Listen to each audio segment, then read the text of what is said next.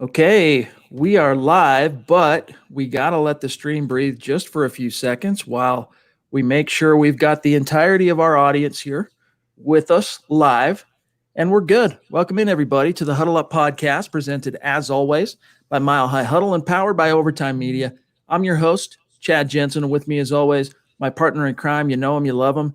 He is Zack Kelberman. Zack, I'm on the road I'm traveling this week for some family stuff, and I'm in a hotel. That's why my background looks a little bit different. I forgot to bring my hat, so you're getting the bold, bald dome of Chad Jensen. But what's good, dude? How are you holding up in the aftermath episode, coming out of that gut reaction of Broncos Raiders?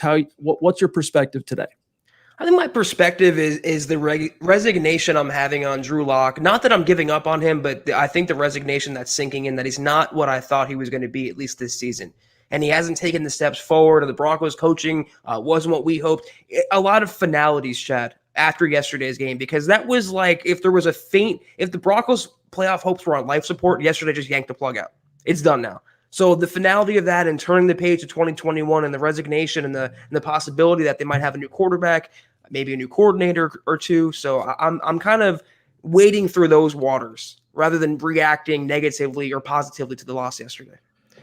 Yeah, there's no getting around it, man. It was brutal, and even though some of the emotion of the disappointment and just it's just such a face palming game. Some of that's worn off, but nevertheless, it was disappointing. And I'm with you that it was there is maybe some, I don't know about finality, but I'm with you on it that we're kind of forced to re-examine this whole thing with Drew Lock through a different lens. And it doesn't necessarily mean that he's not going to be the guy. Doesn't mean that the book is written on Drew Lock and that's all she wrote. But he's obviously got a lot farther to go in terms of his development to be that guy that we thought he could be this year than where he is right now. And I think the Broncos at this stage, they're open to giving him the time he might need to develop, just reading between the lines of what Fangio said today and just interpreting the optics and smoke signals out of Broncos HQ. But the reality is it probably adds up to 7 more games, Zack, and might end up only being 6 because one of the stories that we ran today, milehighhuddle.com, courtesy of Zack Kelberman, is the realization that Drew Lock might not be good to go, even though he finished the game with those ribs. Zack, you had the story. Break it down for us today, what Fangio had to say about Lock's injury. Locke is pretty sore today after taking an absolute beating against the Raiders yesterday. I believe it was NFL Network reported he strained a muscle around his rib area. No fractures, no structural damage, so he's going to be sore going into practice on Wednesday. Fangio said he's questionable, and Fangio admitted that he probably won't play without practice time. So he has to get in at least a limited practice Thursday, Friday, Saturday to have a shot at suiting up Sunday. It's a matter of pain tolerance, it sounds like right now, but when you look at a team like New Orleans, Drew Brees broke some ribs yesterday. He punctured a lung. He's probably out for a few weeks. It could have been worse with Drew Lock, but it's an injury that you can't just rub some dirt on. You have to breathe with your ribs. You have to go back and pass and move around. So right now, unofficially, he's questionable for Week 11 against a tough Dolphins team. Not to be too conspiracy theory here, tinfoil hat, but it's also a very convenient opportunity / excuse if the Broncos did want to sit him down without having to, deal with the optics of saying we benched Lock because of play. No, he wasn't healthy, so we decided it was in his best interest to give Brett Rypien a swing at the plate against the Dolphins. It does set that up as a potential storyline to monitor this week. Yeah.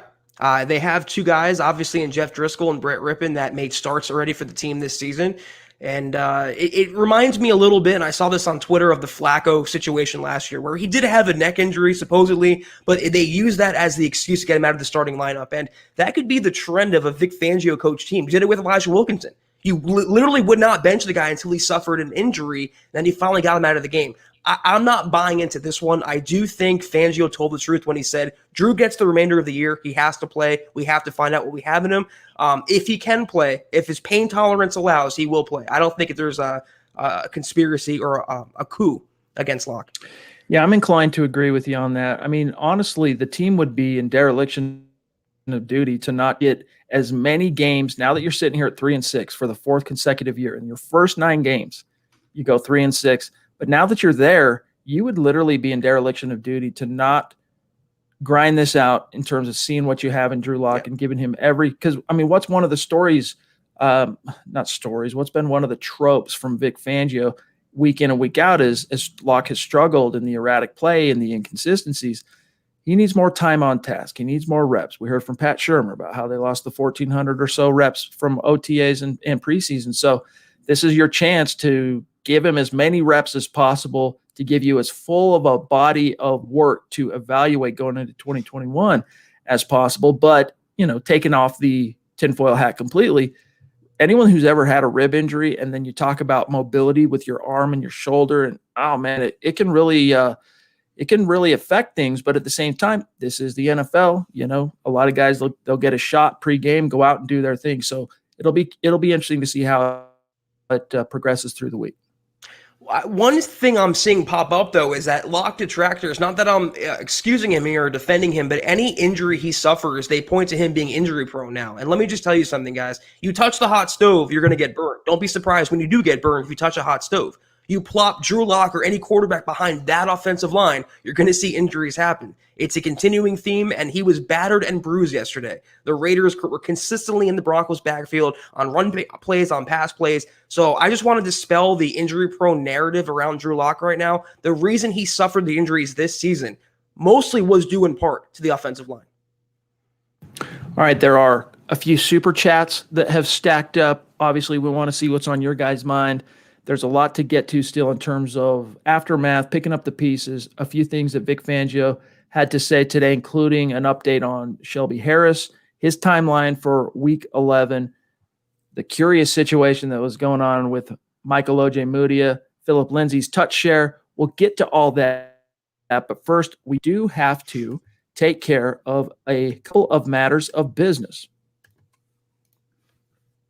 Yes.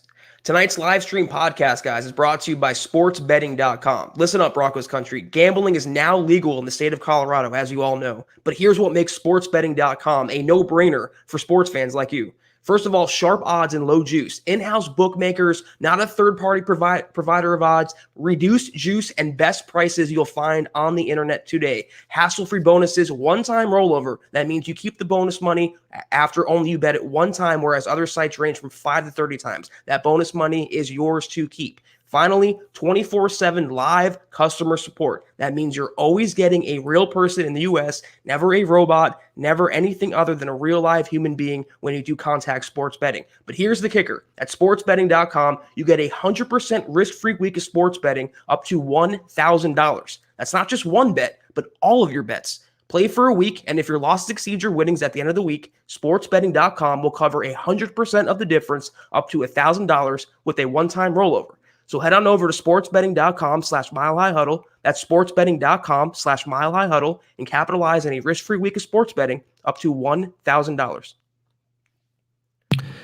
Zach, you'll have to let me know if there are any internet issues. I'm on hotel Wi-Fi tonight, so I've noticed a couple of spinning wheels here. So if it does end up becoming a distraction, then we might just have to make this a solo Zach pod. And I do have to dip out a little bit earlier tonight than I might usually. I'll be able to hang out with you guys and talk some football with you and Zach, but I do have to get out of here a little bit earlier than I might normally like to. So Zach, just let me know if things start acting up on the internet side. But real quick, guys, follow the pod on Twitter. I won't take too much time here. At Huddle Up Pod, main account at Mile High Huddle.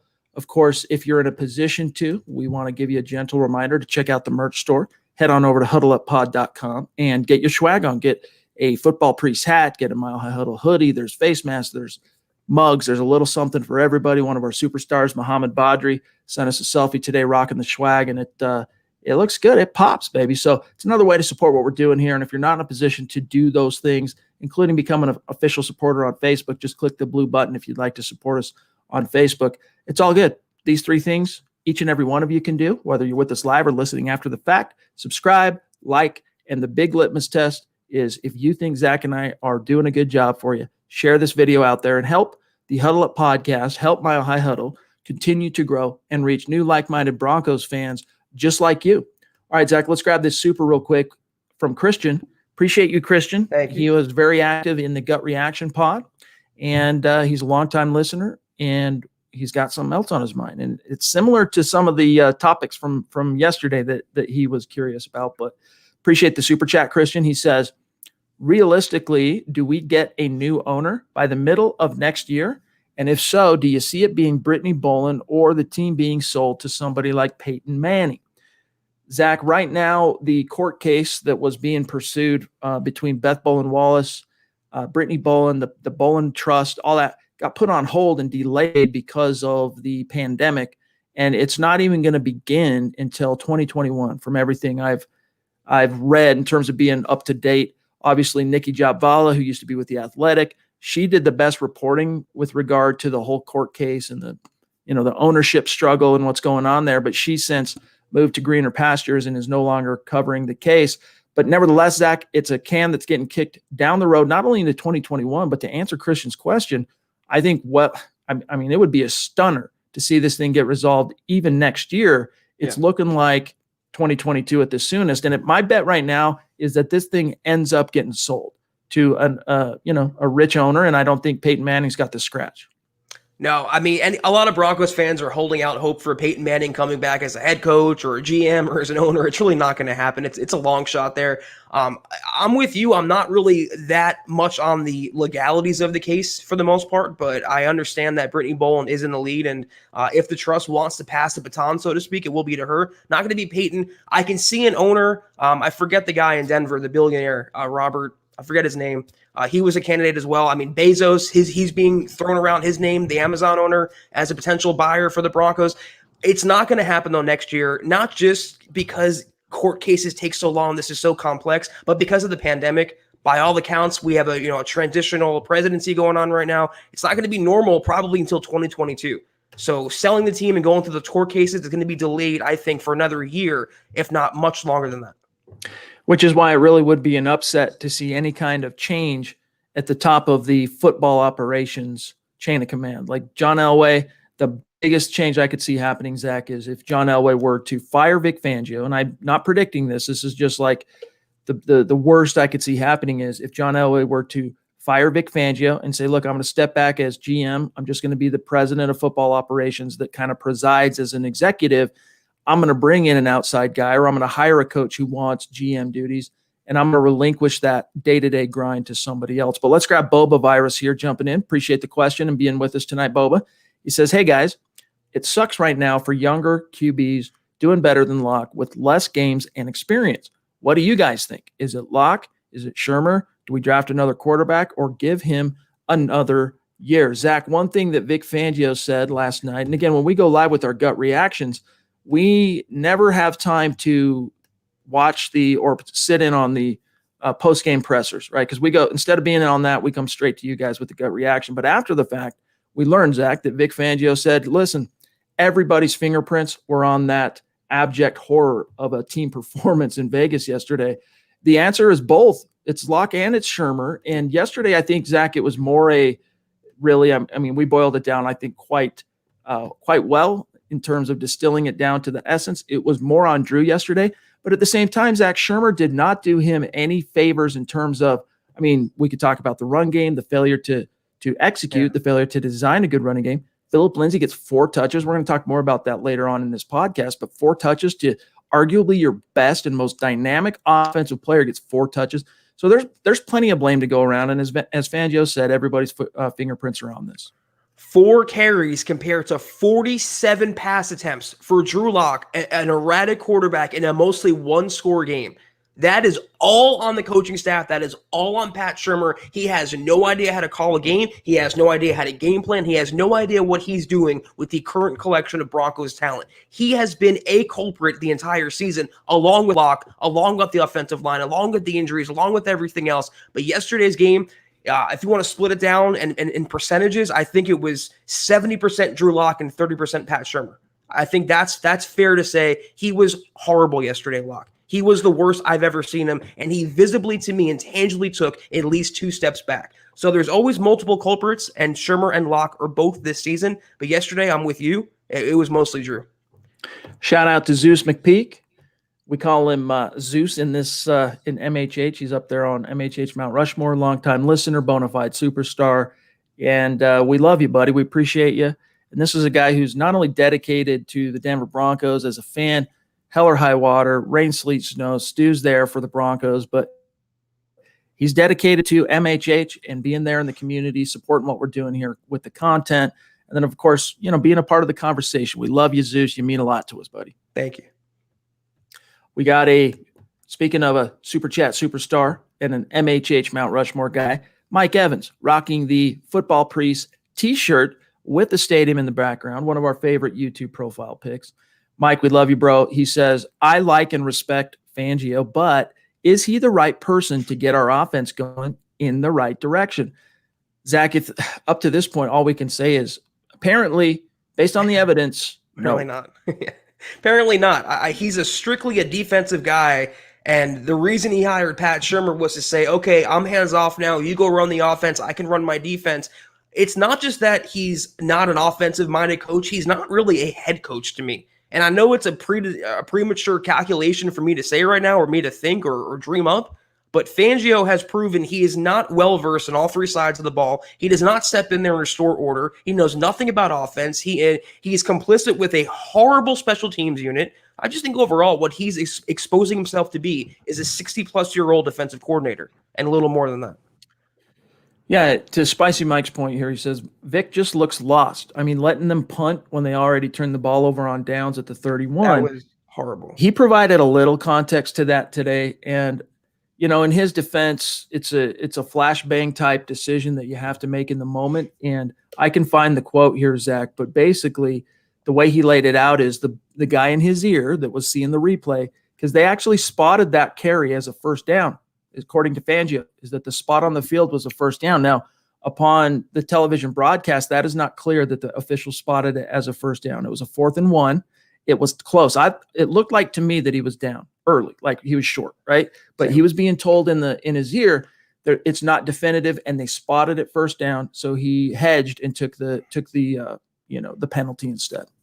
But if there's any apprehension, if any question at all, why not call a timeout? Why not force a challenge? Why not flag down an official? This is not a one-time occurrence with Vic Fangio and the clock management. Remember earlier in the season, I think it was the Tennessee game, he kept all his timeouts in the fourth quarter.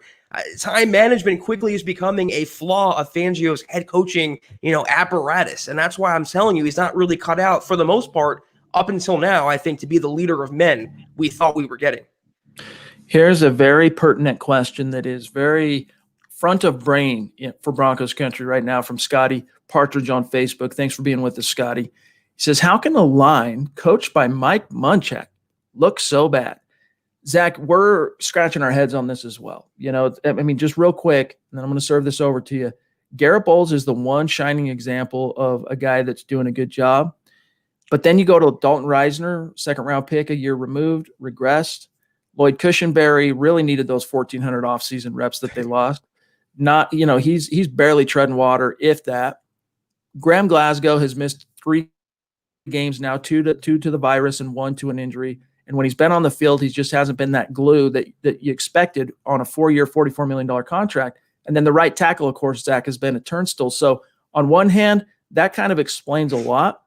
But really, Zach, I think it comes down to the fact that offensive linemen do not receive the type of position coaching in college that they used to. And so every offensive lineman enters the NFL somewhat behind the 8 ball. They need those offseason reps. In fact, if there's any position group right now the most impacted by the lack of offseason is probably the offensive line. And then, of course, Drew Lock. But is there any possibility that maybe Mike Munchak, he's not this all-knowing, all-doing God? Is there any possibility that's why he's no longer in Pittsburgh, Chad? I mean, I'm not saying he's a horrible coach, but everyone thought he would touch every player and they become gold. They become all pros. That didn't happen. It actually turned out the opposite. You mentioned Dalton Reisner's regression. That's evident as well. And that's the biggest blight, I think, on Munchak's 2020 resume. And I also counter with, is it Mike Munchak getting this out of Garrett Bowles or the monetary incentivization from Garrett Bowles, not having a contract, playing for a new deal? I think a lot of it has to do with that as well, and also his reputation around the league as being this horrible tackle. I'm sure Mike Munchak has helped, but everybody else in that line has gotten worse, and that's a theme. Tom El Greco jumping in up there north of the 49th parallel in Canada. Appreciate you, Tom. Bonafide superstar. He says, if Drew Lock loses time, He's done, guys. Meaning that if he misses another game, right? He missed most of week 2. He missed all of week 3, all of week 4. Week 5 ended up being their bye, came back week 6. If he misses another game, is he done? I don't know. That might be a little hyperbolic, Zach, but it's definitely, again, if you're going to try and get as much of a body of work, evidence of what Drew Lock can do, right, to evaluate going into 2021. And maybe right now, as we talked about last night, the ticker's pointing in the direction of he's not the answer long-term. But if you want a definitive answer, or as close as you can get to a definitive answer on that 2 years into his career, you got to hope that he can play all these remaining 7 games. I've heard this before, though. I heard it when he suffered a shoulder injury. He's never going to get his job back. He's done with the Broncos. And look, he came back and won a few games. If you guys are expecting, though, Brett Rypien to step in there on Sunday and beat the Miami Dolphins and their defense, you have another thing coming to you. So it's not going to matter with this offense, with this coaching and this offensive line, what quarterback you have. And that being the case, it's better in that scenario to at least throw the high upside, low floor guy out there and see what you can make of him. Cody wants to know on Facebook, the Broncos need to get Lindsay more carries, Philip Lindsay. Our offense is completely different when he is going. And, look at the last game the Broncos won, right? Week 8 against the Chargers. That whole comeback was sparked by Philip Lindsay's 55-yard touchdown. The week prior, he gets 80 yards rushing on 7-8 carries against the Chiefs. And the Broncos, and then he gets the concussion and he misses the second half. And then the week before that against the Patriots is his return from his turf toe, and he rushes for 100 yards on the road against a Belichick defense. Yes, when he is a focus of this team's game plan, it makes a difference on the offensive product on the field. Shocker. Here's what Vic Fangio said in regards to just kind of questions of, hey, man, did Philip Lindsay 4 carries yesterday? Is he not healthy? What's going on? Here's what Fangio said today, quote, he's probably not 100% coming off the injuries he had, talking about his concussion, talking about turf toe. He tweaked it a couple of weeks ago, the toe, but he's plenty fine. I think he's like a lot of running backs at this time of year, close quote. And Zach, reading between the lines and the tonality of Fangio today, he's just as mystified, to be honest with you, as we all are. Like, he doesn't know, it speaks to one of the previous questions and comments here tonight, is that how in control is Vic Fangio of this offense? It doesn't appear that he has any. Like, he didn't have any answers as to why, like, literally justify to a credible media core, to a fan base that knows which way the wind blows, why your best offensive player touched the ball 4 times. Here's the difference, though, between you, me, and Vic Fangio. He has the power to step in there and make this right. He has the power to get in there and go to Pat Shurmur's offense and be like, do this, do that, don't do this, don't do that. He's not doing that. He's completely hands off. So he's complicit, Chad. He's going along with it and acting mystified. He's almost like separating himself from Pat Shurmur. He's like, okay, I don't want to be associated with that offense. And that's not the right tone for a head coach of the entire team to take. He's the one who hired Pat Shurmur. So it falls on him as well. And let me just tell you something about his excuse about not getting Philip Lindsay carries. Lock is not 100%. He had a right throwing shoulder injury and threw 47 times yesterday. There is no reason why Philip Lindsay, being as explosive and talented as he is, has 4 carries. And one of those carries was an inside second down shotgun handoff that went nowhere. They are completely wasting and misusing Philip Lindsay. And at this point, Chad, I hope if it continues at this pace, he plays for a team that at least gets to use him correctly, as he deserves.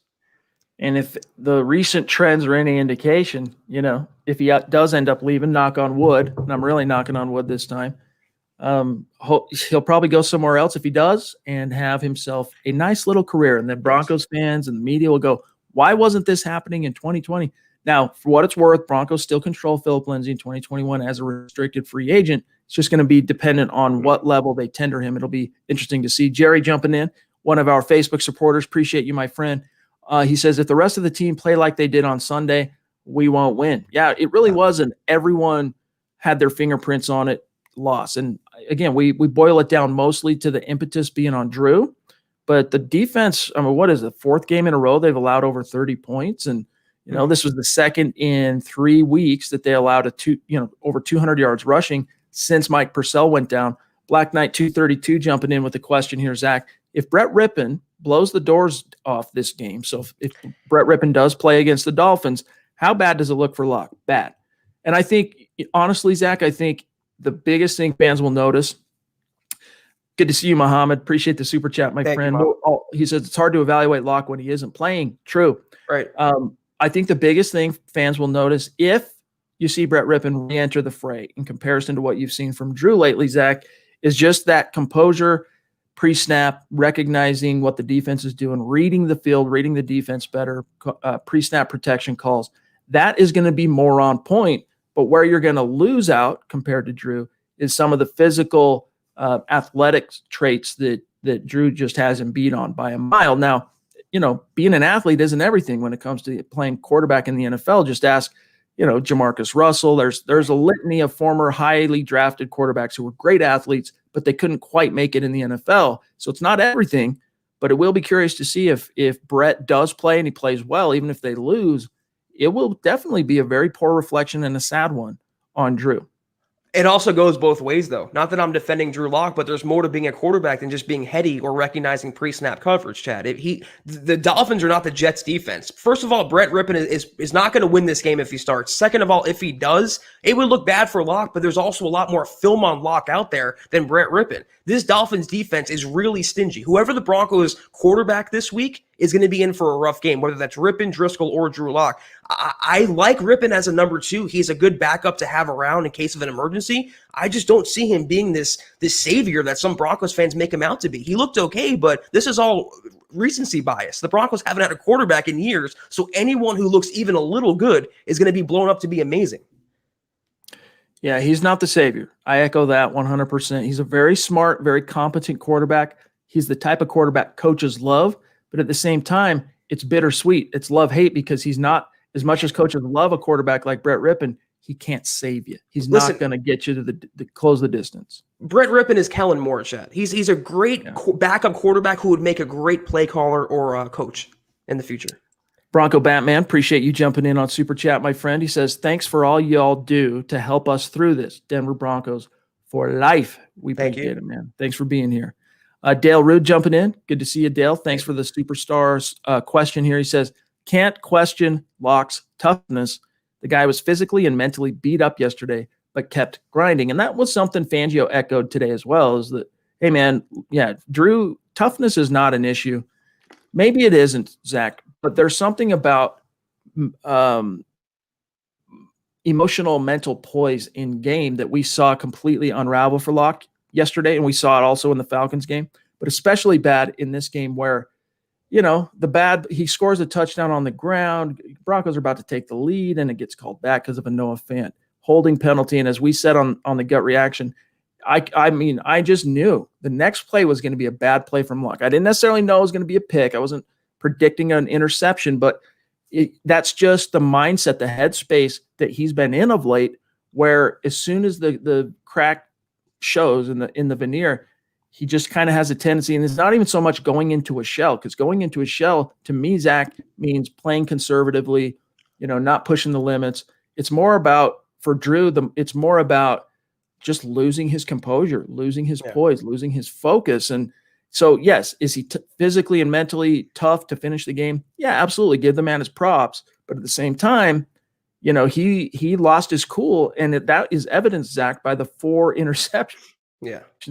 The dude threw on the road. Yeah, I do not question for a minute Locke's toughness. Like Chad mentioned, anyone who's had a rib injury before, they know how painful it is just to breathe, let alone take hits and run around and throw a football and play an NFL game.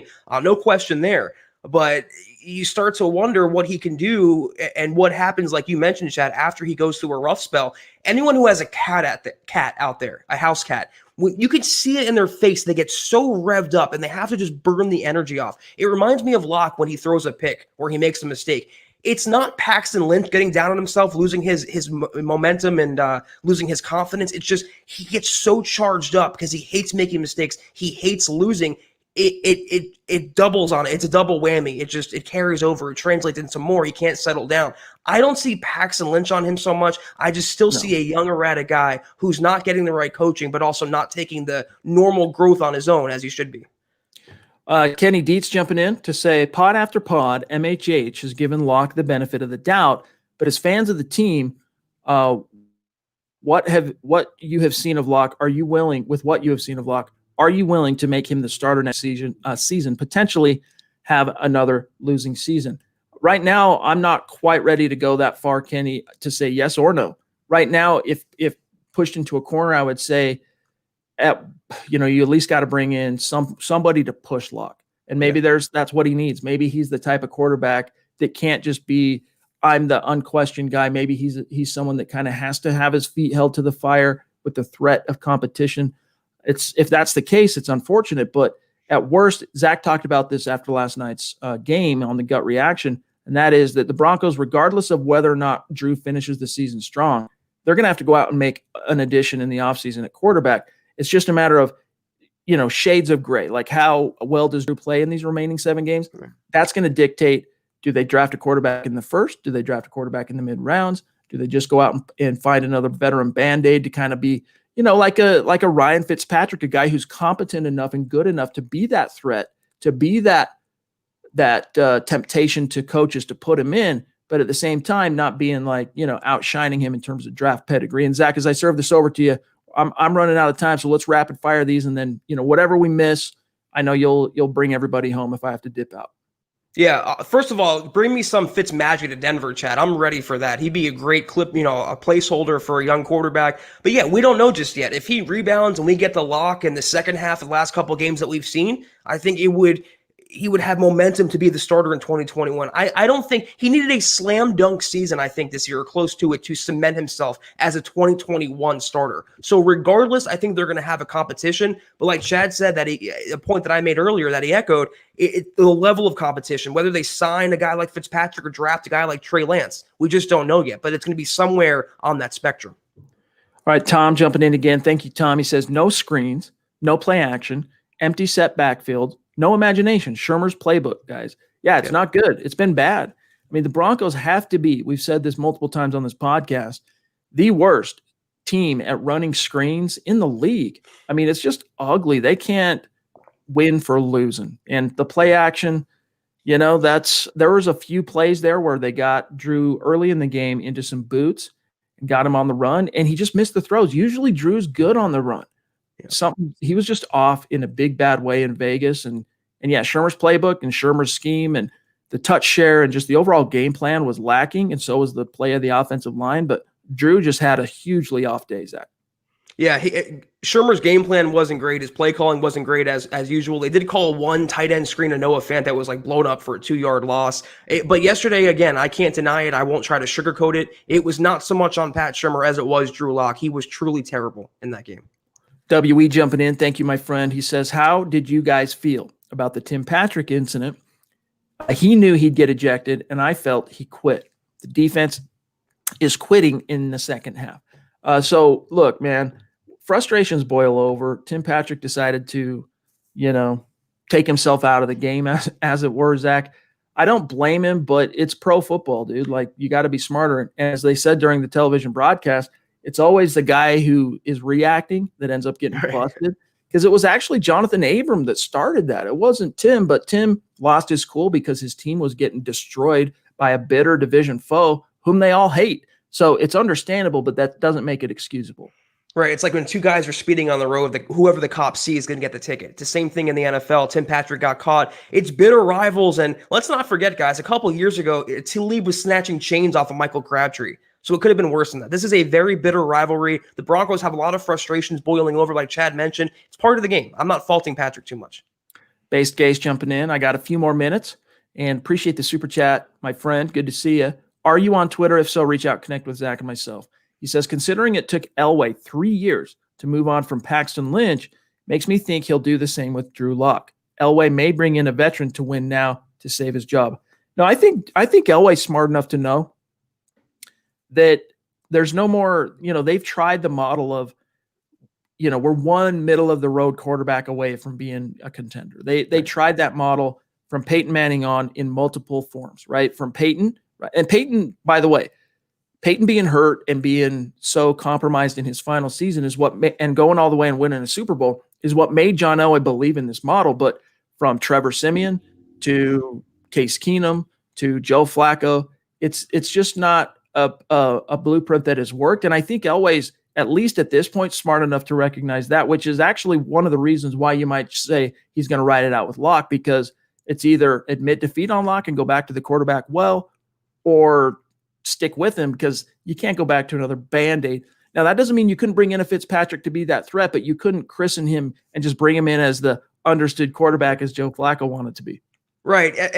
What signals to the NFL when you hire a Band-Aid quarterback or you trade for a quarterback like a Flacco or a Keenum, it signals that you're in win-now mode. You expect to compete that year. And conversely, it puts pressure on the front office to follow through with those promises and actually be competitive and actually make the playoffs. When they got Flacco, part of it why it was so bad was they thought they'd be a playoff team. They thought they'd be a playoff team again this year. But the excuse that Elway has is, I have a young quarterback. He's making mistakes. He's growing. Don't blame it on me. So if they have a new quarterback, I think it's more likely they draft a guy, especially high up, because he can be like, okay, I'm trying this guy now. I need some time. The quarterbacks take a long time. Anything to buy Elway more longevity in the Broncos front office, he's going to do. And I think that starts with a young quarterback, not a veteran.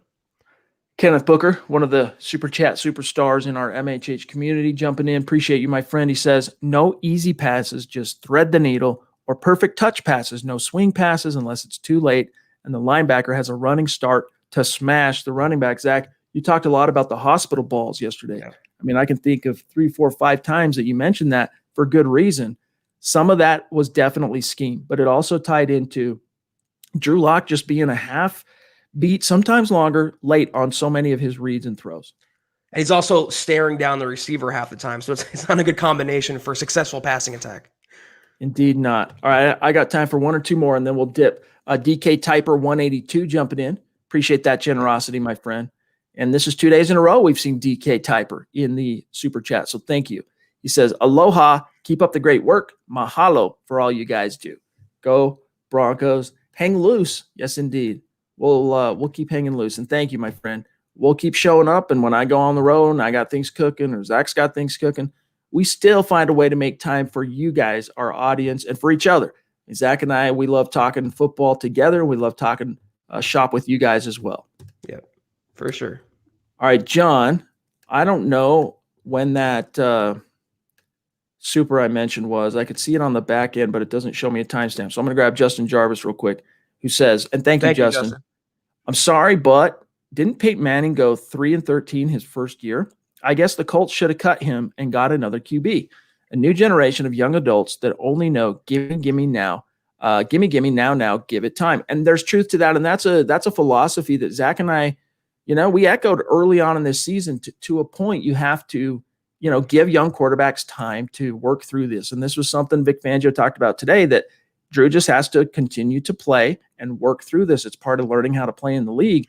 But what makes it more complex, unfortunately, Zach, is the fact that in the modern NFL, quarterbacks don't get much more than one full season. Even if they're highly drafted, they don't get much more than 1.5 seasons to really prove whether or not they can be the guy. That's just the nature of the beast nowadays.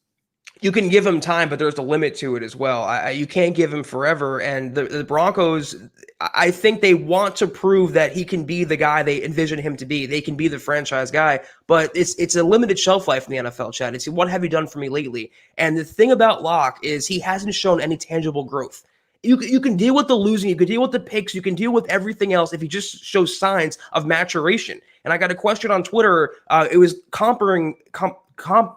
comparing Matt Stafford and Drew Lock in the same kind of vein as Peyton Manning and Drew Lock. Lock was never going to be Peyton Manning. He was never going to be Mahomes or Matt Stafford or Jay Cutler. He was always going to be Drew Lock, whatever that revealed itself to be. So the comparisons have to stop.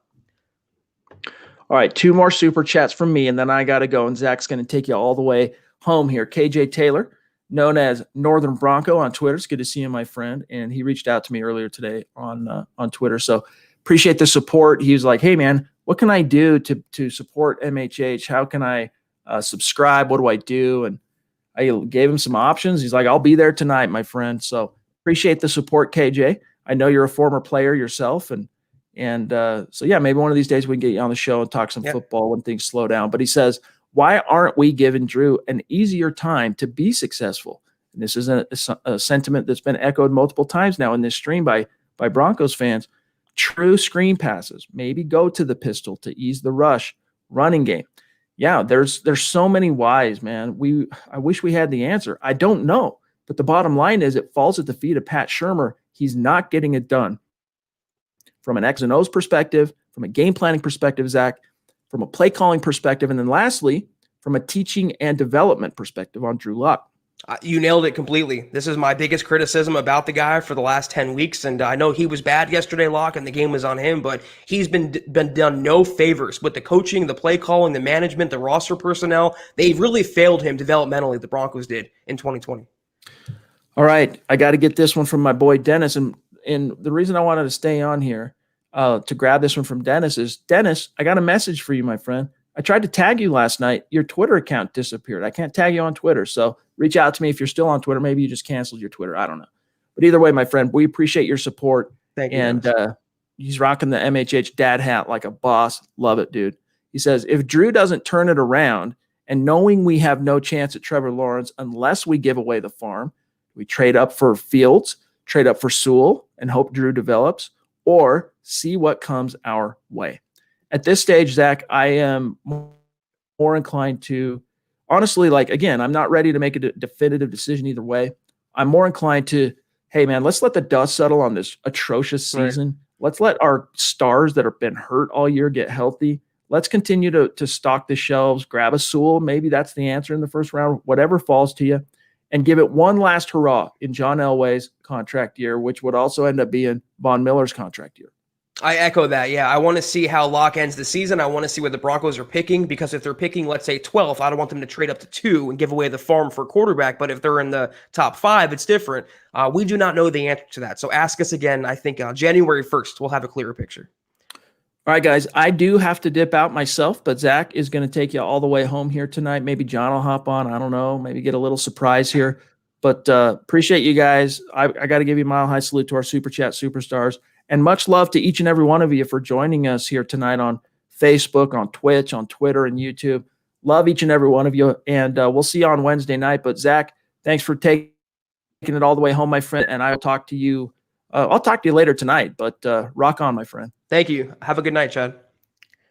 All right, guys. We'll see.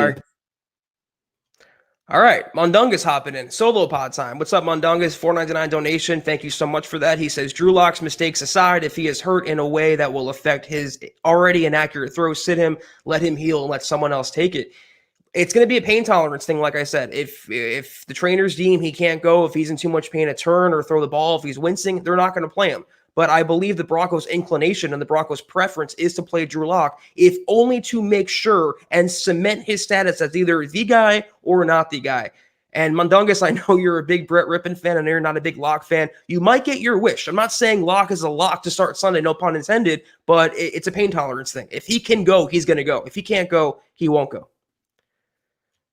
All right, Jim Hilton hopping in here with a comment. Thank you so much for watching tonight's show, Jim. He goes, Locke needs a teaching type of coach before we write him off. This is a point that I've made in my defense of Locke before last night's game.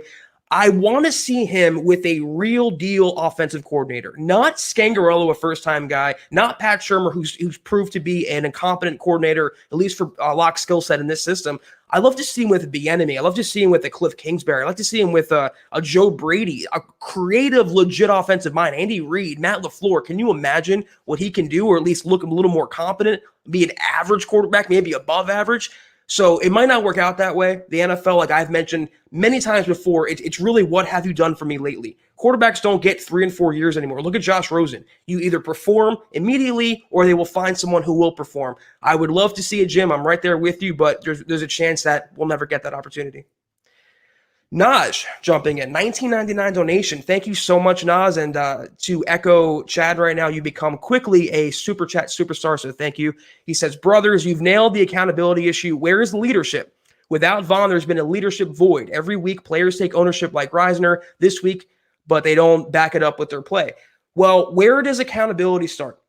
Where does leadership start? At the very, very top. And I'm not talking necessarily about John Elway. That starts with Vic Fangio. And I saw a comment in the chat tonight that kind of echoed what I've been saying the entire season pretty much. When you see Fangio on the sideline, he is literally standing there stone-faced like this.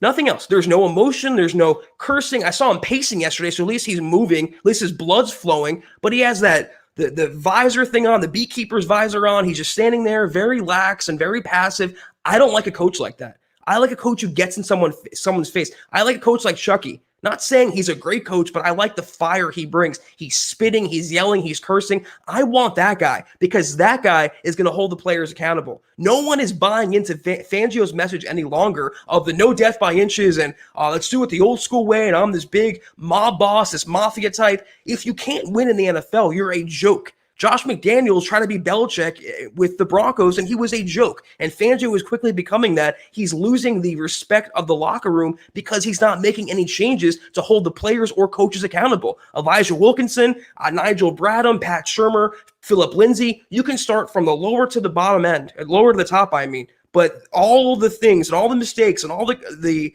miscues this year, I think start with Fangio and then work their way down. Kevin Peterson jumping in, $5 donation. Thank you so much, Kevin. Good to see you. When we start our drives like 5 times inside our own 8, we're doomed. Spencer looked confused. The entire special teams, I mean, at this point, guys, it's a crap show. It's like the Benny Hill theme music needs to play when they run around the field. That's Tom McMahon. And why he still has a job at 6:51 Mountain Time on Monday, November 16th, 2020, I have no clue. It's the entire operation. In terms of the offense starting inside their own 5, I mean, that's just the flow of the game. It's game flow. The Broncos offense are always at a deficit. The defense is always playing from behind. It's just negative game flow on all sides of the ball. It's a sign of a bad team. I hate to say it. Isaiah jumping in, 199. Thank you, Isaiah. Speechless today, fellas. Stay up, MHH family. We're trying. I mean, I would be speechless, but I have to talk right now. It's part of my living. I love interacting with you guys, but I don't blame you if you're down today, if you're sullen today. It was a disappointing game yesterday, and that's why I mentioned to you I'm not reacting one way or another. I'm just the finality, I think, of certain things and the resignation of this season has sunk in with me, and I think a lot of you guys as well. Flippin' Booch, 199. Thank you, Flippin'. Why can't we adjust to the blitz? What do you think the answer is there? If you're talking about, obviously the offense and Drew Lock adjusting to the blitz, that's on coaching and the preparation and what they're drilling into his head, and also on Drew Lock for not recognizing the coverage, not recognizing the blitzers, not recognizing the defense. Again, I can talk until I'm literally blue in the face, but you guys are asking the questions that vary between the same 2 answers. It's Pat Shurmur and Drew Lock. Some games, it's more one than the other, but they're always both complicit. They're always both responsible for the crap show that is the Broncos offense. The only exception is yesterday. For the first time, I can say this unequivocally, it was mostly Drew Lock. Pat Shurmur will always be complicit as long as he's employed by Denver. But yesterday, the majority of the blame, and I say this now while I'm looking at you, goes to number 3. What else, John? Elvis saw... I'm not even going to pronounce that last name. I don't want to butcher it. Thank you, Elvis, for hopping in here. I think Locke let his 4-1 get to his head, and he hasn't been the same. Elway got him another running back and wide receiver during the offseason to help him, and he hasn't done anything since last year. He got too comfortable. I don't subscribe to that. I don't think Locke got too comfortable. I think he was a young quarterback who was trying to be a leader of a team and trying to be the guy the Broncos painted him to be. He marched with his team during the protests. He's the leader of the team on the field. He tries to bring an energy to the team. I don't think he got comfortable. It's not his fault he was handed the quarterback job. It's not his fault the Broncos didn't sign a better backup. The Broncos, I think, did a good job surrounding him with weapons, minus the right tackle, and Locke hasn't delivered. But I don't think the reason for his regression this year was because he was apathetic to the process. I think he was giving his all, and his all right now is not good enough. Truce the Poet hopping in, $2 donation. Thank you so much, Truce. Why not just run Missouri's playbook? Simple. I get why not just play Madden on the field and see what happens? It's a whole different thing to translate over Missouri college to the NFL. What's the old saying? You can play the best college team versus the worst NFL team, and the worst NFL team will blow them out every time. It's a lot more difficult in theory and practicality. They have a lot of Missouri concepts in the Broncos playbook, or at least they did under Sangarello, but to transfer everything over 100%, it won't work. Kenneth, good to see you, Kenneth Booker. $1.99 donation. Thank you. When are you going to have a guest on again? We haven't, full disclosure, we haven't really talked about that. We're right in the thick of the season right now. We want to kind of deal with the Broncos and finish off the season. Chad has mentioned having some superstar guests on. That has not ended. I can promise you that. We took a bit of a break because the season got in full swing, but we will have guests on again soon. I promise you. Dave from Georgia. What's up, Dave? He goes, I think most fans don't remember the lean years that preceded the Elway trade.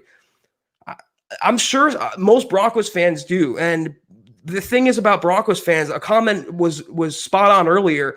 people's psychology in general, not just young people, is remembering lately. When you block out what happens, let's say 20, 30 years down the road, it's the last 5 years. Because after the Elway trade and up until 2016, they were one of the best teams regularly in the entire NFL, the Broncos. And up until 2016, they've become just irrelevant. A playoff-less team, just a hopeless team, a wayward team.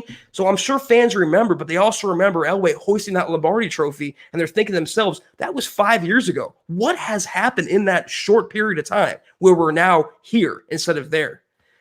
Yes, hit the thumbs up, guys. Real quick, another shout out. Hit the thumbs up. You want to support us? Means a lot to us. Thank you. Dank Buds and Black Metal $4.99. Thank you, Dank Buds. Great username. If he's hurt again, that seems like it might be a rep, fellas. He's already playing scared, and if Rypien comes in, plays better, then peace. We addressed this question earlier. I wouldn't be a great look for Locke if Rypien came in and balled out, but I don't think that's going to happen. He's playing a really tough, even at Denver, a very tough Dolphins defense. That game could get ugly quickly for Denver if Tua scores on them and puts Rypien if he's starting in a hole.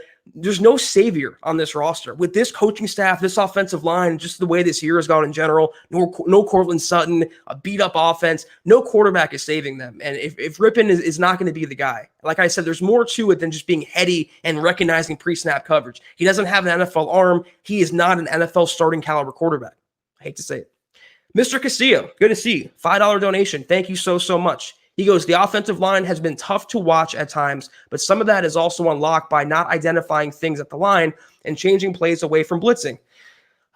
Again, a lot of you guys are echoing the same point. It's not just on Pat Shurmur and it's not just on Drew Lock, but the mistakes you saw yesterday are characteristics of Locke's game. That's the narrative he's writing for himself. Being erratic, not recognizing coverage, not recognizing free rushers. I hammered him for this yesterday. He literally had his back to a free rusher and did not have an ounce of feel for him. That is all on Drew. But you have to wonder, if you saw it last year from Locke as a rookie, I don't want to hear about teams have tape on him and he got comfortable. I don't want to hear those excuses. If he can recognize coverage last year, if he can do a lot of the things he can't do this year, what happened? He doesn't have amnesia. He didn't have a brain injury, a brain transplant. It's the coaching. So you wonder again, if he can't master the fundamentals of football, why is it all on him, a young quarterback, and not somewhat at least on the coach who is hired to bring him along? If he's not mastering football 101, you have to look to the superior as to why that's occurring. Flippin' Booch, I saw the play call 5 times. I've seen the same play calls every single drive. It's the same script every single drive. Sometimes they run on first down, sometimes they throw deep on first down, but it's the same game script no matter opponent, deficit, score, time of the day, month, whatever. That's, again, on the coaching. Kenneth, $1.99. Thank you, Kenneth. Call David Cutcliffe. He can save Locke's career. Maybe. Maybe he's the one. Maybe he can be, the savior for the Broncos coaching staff and the savior for Drew Lock.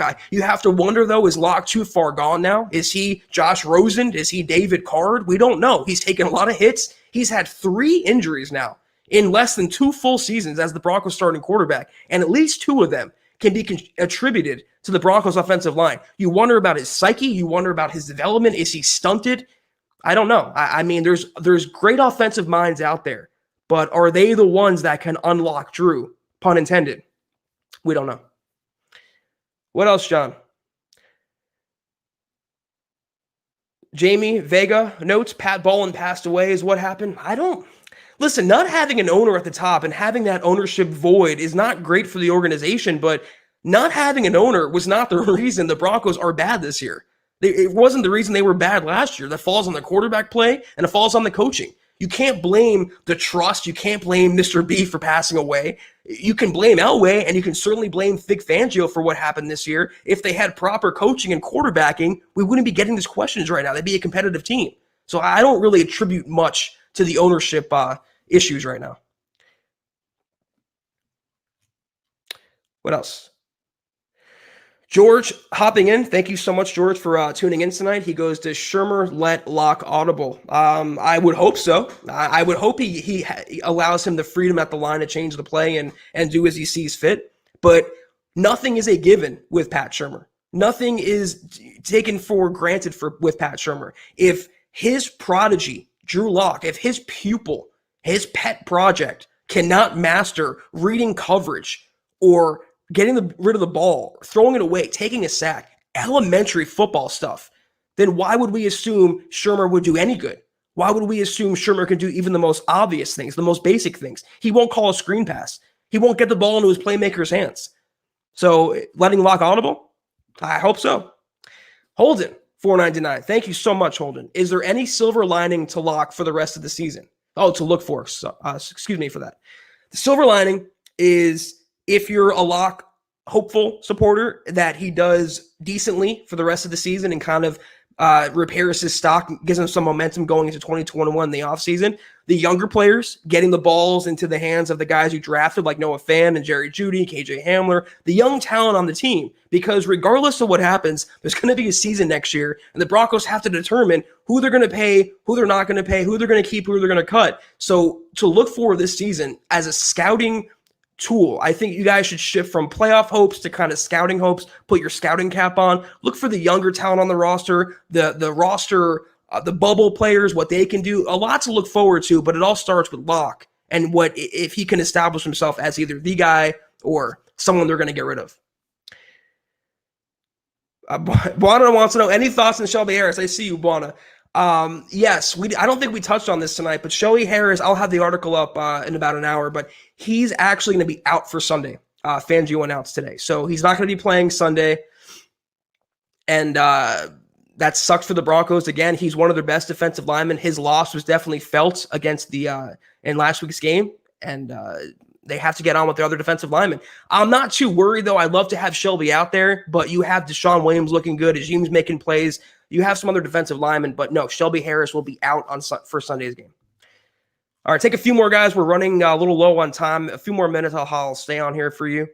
Chandler jumping in. Thank you, Chandler. Been watching the show while battling the bug this week. Thanks for giving me something to do while I sit in the Q word. First of all, Chandler, thank you for tuning in tonight, first of all. Second of all, best wishes to you. I can extend those from Chad as well, from John as well. I hope you are getting better. I hope you're improving. It's a very scary situation. Let us know if we can do anything to help. Reach out to us, milehighhuddle@gmail.com. Thank you for your support. And again, feel better soon. What else, John? Take a few more here. All right, the Jedi is hopping in. Locke needs the drive to succeed and always wants to win. Keeping things simple and a positive approach makes the other players comfortable and ready to win. If you're talking about getting Locke in rhythm, makes him better quarterback, yeah. I think any quarterback plays better in rhythm, but some quarterbacks thrive off the momentum like Chad was talking about. Locke is one of those guys. It's the same reason why he's never going to, I don't think, ever going to roll out of a game throwing for 100 yards and 2 touchdowns in the first quarter. He's a guy who picks up momentum like a rock rolling downhill. It's not that slow at the top, but when it gets to the bottom, it's going pretty fast, and that's why he's looked good in the fourth quarter. That's where I think it falls on the coaching to have a game plan where you get Locke into a rhythm from the opening whistle, not until the fourth quarter, not until you're losing. And Pat Shurmur, you can knock Locke for his injuries and his erraticness all you want, but Pat Shurmur has not shown that for 1 week as the Broncos coordinator. That's the fact. Dave from Georgia, thank you so much, Dave, for your donation. I'm disappointed with this season, but I still say if this team gets healthy, we will be tough to deal with. You can argue that if they had Cortland Sutton, they had Von Miller, they had, Gerald Casey, Mike Purcell, everyone else, that they'd be a more competitive team, but they would have went as far as their quarterbacking and their coaching would have taken them. And injuries or not, pandemic or not, I just don't think, looking back on it now, knowing what we know now, that either Pat Shurmur is the right coordinator for this team, and you can maybe start to argue that Drew Lock isn't the quarterback for this team. They would have been, I think, incrementally better by having your best 2 players on the field, Miller and Sutton. But the overall trajectory of the Broncos season, I think it would have remained unchanged. The Robot of Doom hopping in. I ain't afraid of Tua. He has 1 200-yard game. We got a shot. All we need is a legit spark, and it comes down to Locke. Listen, I'm not saying the Dolphins are world beaters, but they're 6-3. They're hitting their stride right now. They benched Fitzpatrick while they were winning to put in Tua, and he's undefeated so far. I wouldn't look at his numbers. What he can do with his legs through the air, what he brings to the team. They have some playmakers on the outside, and it's not just that. Miami's defense under Brian Flores, who's a great NFL head coach so far, I'm very impressed. They are stingy. They have some good players in that secondary, good players in that defense. So it's not going to matter what Tua does if that Miami defense stifles Lock, and that very well could happen. All right, guys, that is going to do it for tonight's podcast. It's been a little bit of a weird one because Chad had to travel. He had to hop out early. I wanted to just stay on with you guys, take a few more questions. He will be back, Chad and I, the Huddle Up podcast, on Wednesday evening, same time. I am assuming for now we're going to have a mostly normal show. I don't think Chad's going to have to dip out. It's going to be the normal Huddle Up podcast. But until then, guys, be sure, as always, we always remind you to subscribe, to like, and to share this video and every video you see on the Mile High Huddle Network on YouTube. It helps us exponentially. We cannot thank you anymore for all that you do. Also, if you guys have time, be sure to hit the merchandise store at huddleuppod.com. Get yourself a coffee mug, as you see behind me, the hat I'm wearing, t-shirt, hoodie, face mask. We always pimp it for good reason. A lot of good stuff in there. Go get you some swag. Also, be sure to follow Mile High Huddle for all your latest breaking Broncos news, analysis, opinion, stories, game breakdowns, everything and anything from Mile High Huddle. Follow Chad on Twitter at Chad and Jensen. You can follow myself at Kelberman NFL, as you see in your lower left-hand corner. Also, I want to give a little shout-out to John. Follow our producer on Twitter at John K. MHH. Good guy, good Broncos fan. Again, guys, we will be back on Wednesday evening, same time as always, normal time, normal show. Keep your chin up. You can revel in the loss. You know, it's good to feel sorry for yourself every now and then, but we will have much more to break down. We'll have much more on Lock's injury status. Keep it locked to the website. And until next time, go Broncos.